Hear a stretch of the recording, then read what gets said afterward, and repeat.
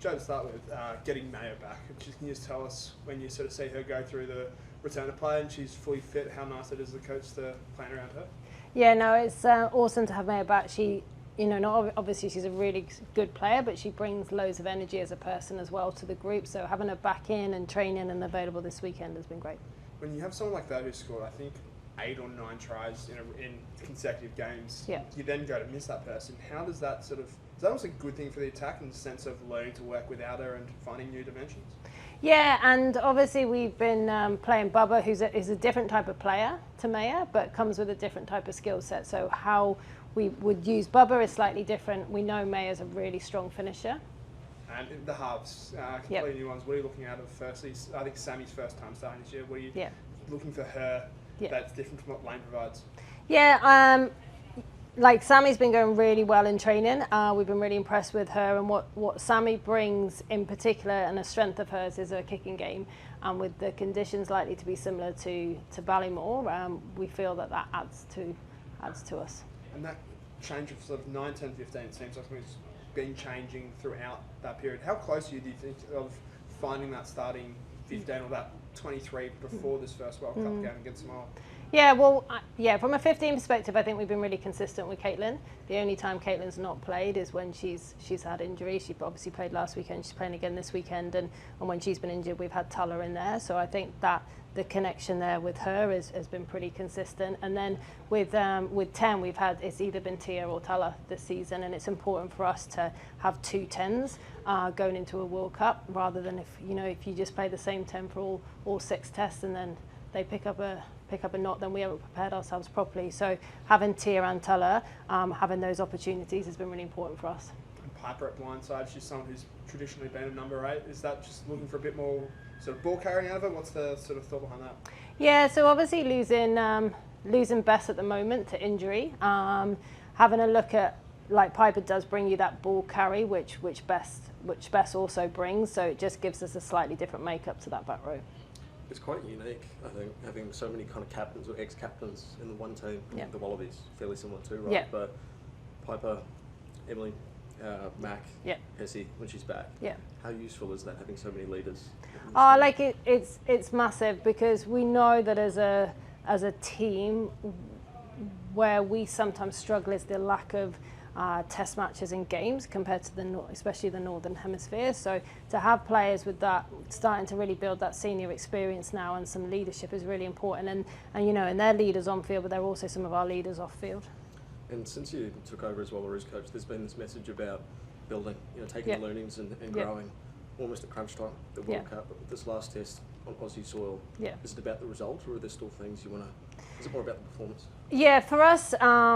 There's no question we were really disappointed, more so with the performance last week than the result, because we didn't perform to to the way we what we would expect from ourselves. As players and coaches, we were all disappointed. So we've kind of reviewed this week. So for us, being able to right the wrongs from last week and to develop and to make sure we're getting ourselves right and sorted going into the World Cup is really important. Do you buy into cliches of you learn more from your losses, or has that been spoken about? Well, the thing is, if you lose last week is one thing, but then if you don't learn from it, then it's a double whammy, isn't it? So it's just there was so many learnings.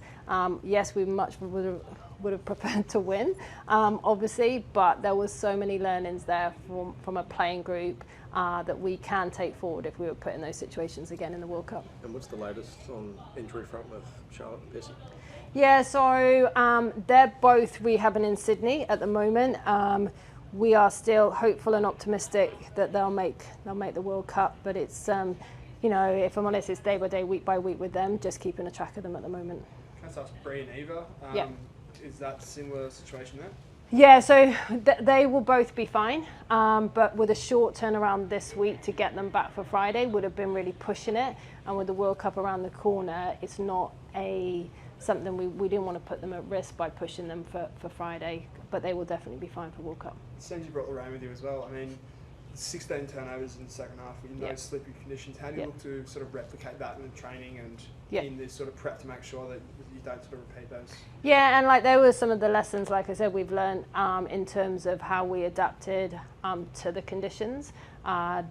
they came in pretty quickly at Ballymore and did impact the game. So yeah, we've had to look at ourselves in terms of how we manage that wet weather, and we've been doing some things in training this week to try and help with that. I mean, when you look at the last time you played Wales in that 2-test series, it was almost identical in the sense of Wales surprised you, but you were then able to go on a run. Is there anything from a coaching staff perspective that you can sort of take solace that this is somewhat familiar territory and you have been able to not only sort of flip it, but go out and sort of build a winning run? Yeah, no, yeah, definitely. There's a lot of similarities from when it happened in Wales, because a lot of areas of the game, like from a set piece, like the scrum, we were really happy with. Like defensively, it was some of our best stats. You know, our dominance in our carries was strong, but at the end of the day, we can come out on top on stats, but it's the scoreboard that counts. So, and that's where some of our game management we've really looked at this week as well. Just finally for me, Flicky at Loosehead. Can you see a situation where you have Flicky and Eva on at the same time, sort of starting a World Cup game? Obviously, we're much more fortunate than we were, as you know, a few years ago, where we just didn't have that depth. Now we have got a really good depth in terms of props, so it's kind of now we can pick more tactically in terms of the opposition that we're playing and the best combinations at any one time. Joe, have you had a chance to reflect? Sorry, yourself, came to Australian soil last one. No, it's gone quick, maybe, but you had a chance to reflect it. Yeah, it's gone really quick, and yeah, I suppose I haven't really looked at it like that in terms of it being the last game here, because obviously, yeah, just next job World Cup, but. No, it's been it's been a whirlwind, and on a personal level, have learned huge amounts from people over here who've been super welcoming, and I absolutely love working with this playing group. So, yeah. Trilly hits 40th test as well, so she's just won Ash. But I mean, considering we've had 91 test matches, what's that sort of say about her? Yeah, that's impressive, and Trill sort of got herself back in as a starting player for us at the moment because of that experience and the communication and the leadership that she brings at 12. And when you've got Tia and Tala, who are both really young players, to have that experience of Trill outside them has been really important, and she's really brought that. Nick, you got anything? You there? No, I can't hear. Might be having problems. Can you hear us? Yep, good now. Hi Joe. First of all, just questions from me. The first one, kind of speaking to a lot of girls, there's been a real focus on kind of the standards, the kind of improving those standards, kind of taking those learnings from that loss. Talk to me a little bit about the mood in camp. First of all, how it's been a little bit, first of all, on the Gold Coast in those last couple of days, and particularly with this match, with the context, of course, you've got the World Cup hanging in the background, you can't miss it. How they've kind of taken that particular approach, and led up to this particular moment for this game. Yeah, like I've been really impressed with this group because, like I say, we were all disappointed, and it's how you respond to that. And yeah, we had some pretty honest reviews on Sunday evening, and then they've hit the ground running really well on Monday, and they've really driven those standards as a playing group, which is what we need to see from them. And then lastly, of course, I know Finn just alluded to it being your last match on home soil, on Australian soil as coach. But just to flip a slight abbreviation on that question, so personal reflection, what has it meant to coach this team, to lead this team to a first ever maiden title with WXV2, and of course to a World Cup eventually when you leave to head to England? Yeah, no, like I said, I've absolutely loved coaching this group.